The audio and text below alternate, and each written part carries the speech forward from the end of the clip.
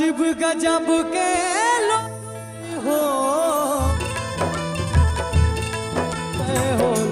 ना कोई गाता है तो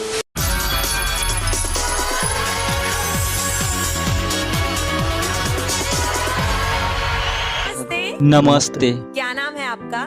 मेरा नाम पवन कुमार है। अच्छा। और हम पलामू जिला के बानी। और गाना कहाँ से सीखा, कब सीखा? और से भी तो हम अपने आप से सीखल बानी, मगर एक आपसे बात कहेला चाहब। म्यूजिक में जात धर्म ना होखेला, मगर हम सच बताई मैडम, हम जात धर्म से ही बहुत लड़ाई कैले बानी। पूछी हो कैसे? क्योंकि हम मेहनत करेला छोड़ दी। क्यों ऐसा? क्योंकि रविदास जात के साथ बड़ा जात साथ नहीं देला। जाति धर्म के नाम पर आज भी हमारे समाज में कुछ लोगों को उपेक्षित किया जाता है, जो कि हमारे इस विकसित समाज का एक कड़वा सच है। और इंडियन आइडल ऐसी मानसिकता का विरोध करता है। ऐसा गाओ कि दुनिया याद रखे और घबराना नहीं, हम तुम्हारे साथ हैं। शुरू हो जाओ। गजब गजब के लोग बा जग में, स्वार्थी भइल समाज हो।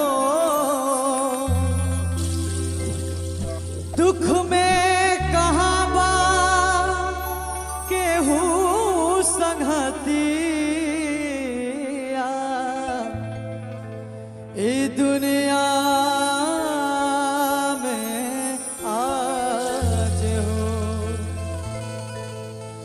हित परित हिताई मिताई जात छोड़ देला। हित परित हिताई मिताई जात छोड़ देला। जब समय होला कमजोर, जब समय होला कमजोर, तो हर केहू साथ छोड़ देला। जब समय होला कमजोर, तो हर कोई साथ छोड़ देला।